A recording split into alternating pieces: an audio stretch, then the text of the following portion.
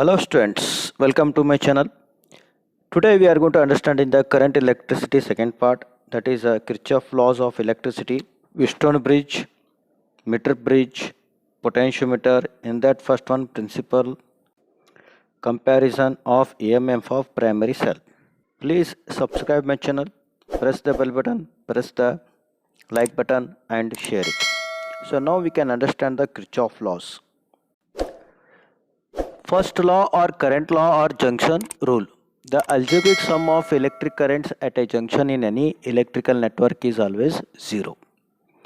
So, according to the sign convention, the first one, the incoming current towards the junction are taken positive. Second one, the outgoing currents away from the junction are taken negative. So, because of that, I1 is positive, I2 is negative, I3 is also negative, I4 is positive and I5 is negative. That is I1 minus I2 minus I3 plus I4 minus I5 equal to 0. Note, the charges cannot accumulate at a junction. The number of charges that arrive at a junction in a given time must live in the same time in accordance with the conservation of charges. Gustav Robert Kirchhoff put forth two laws, named Kirchhoff's first law or junction rule, Kirchhoff's second law or loop rule. Circuits terminology. Junction.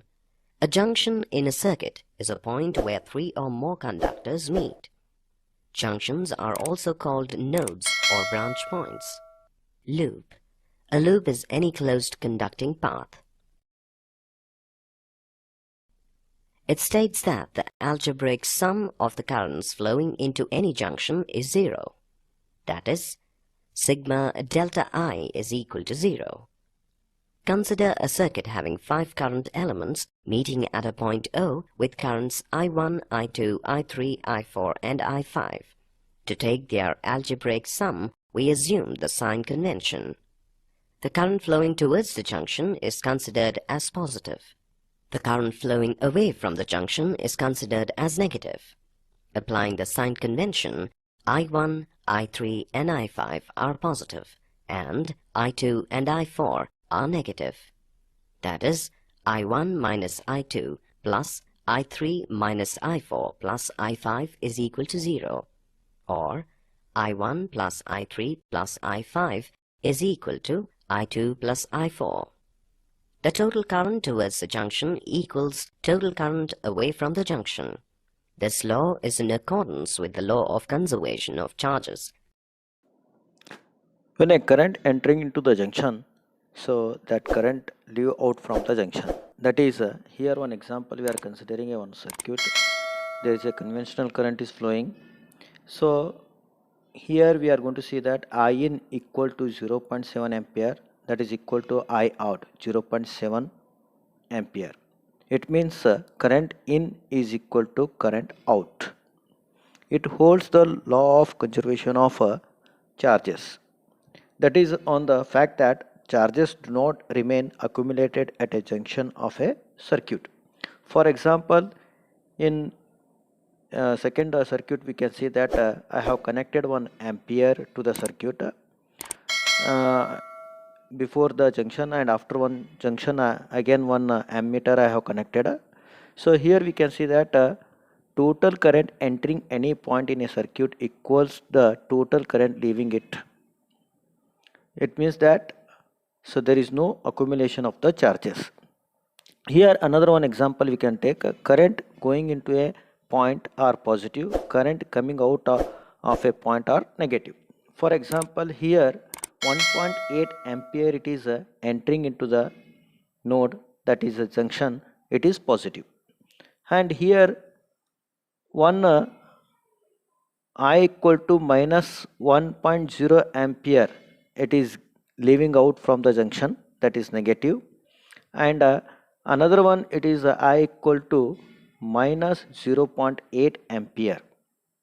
Now we can see that total current is how much at the junction, that is 1.8 plus bracket minus 1.0 plus bracket minus 0.8, that is equal to 1.8 minus 1.8 is equal to 0. The algebraic or vector sum of the current is equal to 0. That is the law of conservation of a charge, or Kirchhoff current law also we can say it.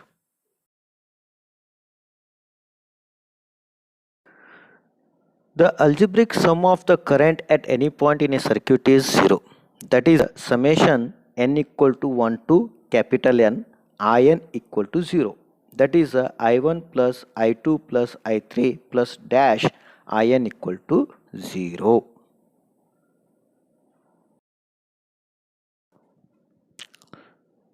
Now, second law, or voltage law or loop law.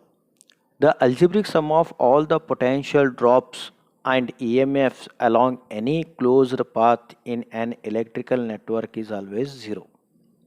As shown in the figure, you can see that there is a loop, that is one loop is A, B, C, A.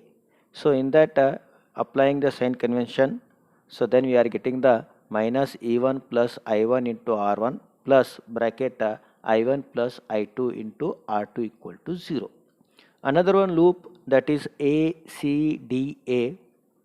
Applying the sign convention, we are getting the minus bracket I1 plus I2 dot R2 minus I2 dot R3 plus E2 equal to 0. What is the sign convention means? First one, the EMF is taken negative when we traverse from positive to negative terminal of the cell through the electrolyte. Second one, the EMF is taken positive when we traverse from negative to positive terminal of the cell through the electrolyte. The potential falls along the direction of the current in a current path, and it rises along the direction opposite to the current path. Now third one, the potential fall is taken negative. Fourth one, the potential rise is taken positive. Note, the path can be traversed in clockwise or anti-clockwise direction of the loop. Kirchhoff's second law. It states that the algebraic sum of the potential differences in any loop must be equal to 0. That is, the sum of the EMF of the sources of energy in the circuit and the potential drop across the resistive elements is equal to 0. Let us see how the loop rule is used to solve the given bridge circuit. First, draw a circuit diagram to represent the circuit. Mark the direction of flow of current through each branch of the circuit. Then apply the sign convention. According to the sign convention, the EMF of the source is taken as negative if we move from the positive terminal to the negative terminal, and the EMF is considered to be positive if we move from the negative terminal to the positive terminal. The potential drop across any resistor is taken as positive if we move in the direction opposite to the direction of flow of current, and vice versa. Consider the circuit shown here.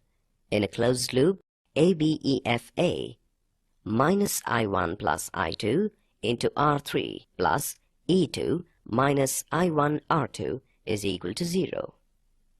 In the loop CBEDC, minus of I1 plus I2 R3 plus E1 minus I2 R1 is equal to 0.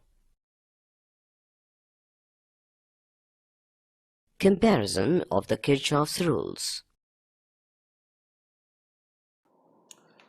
Wheatstone bridge. Current through the arms are assumed by the applying Kirchhoff junction rule. Applying Kirchhoff law rule for loop A, B, D, A, that is minus I1 dot P minus Ig dot capital G plus bracket I minus I1 close the bracket dot R equal to 0. Loop BC DB minus bracket I1 minus Ic dot Q plus bracket I minus I1 plus Ic close the bracket dot S plus I dot G equal to 0. When Ic equal to 0, the bridge is said to be balanced. By manipulating the above equation, we get P by Q equal to R by S.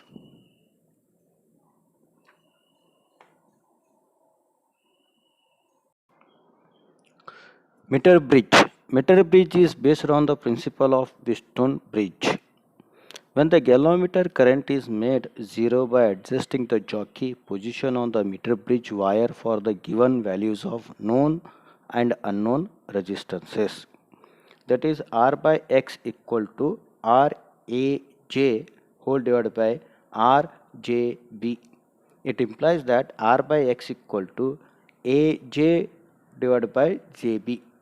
That implies R by X equal to L by 100 minus L. Since resistance directly proportional to the length, therefore X equal to R into bracket 100 minus L divided by L. Potentiometer principle V equal to I into R. That is R equal to rho L by A. We'll substitute here. Therefore, V equal to I rho L by A. If the constant current flows through the potentiometer wire of uniform cross-sectional area A and uniform composition of material rho, then V equal to K into I. That is, K is a proportionality constant, or we can write down V is directly proportional to the I. V by I is a constant. The potential difference across any length of a wire of a uniform cross-sectional and uniform composition is proportional to its length when a constant current flows through it. Comparison of EMF using potentiometer. The balance point is obtained for the cell when the potential at a point on the potentiometer wire is equal and opposite to the EMF of the cell. That is E1 equal to VAJ1 equal to V rho L1 by A. E2 equal to VAJ2 equal to I into rho L2 divided by A. That is E1 by E2 equal to I1 by I2. Note, the balance point will not be obtained on the potentiometer wire if the fall of potential along the potentiometer wire is less than the EMF of the cell to be measured. The working of the potentiometer is based on null deflection method, so the resistance of the wire becomes infinite. Thus, potentiometer can be regarded as an ideal voltmeter. I hope if people have understood. Thank you. Best of luck.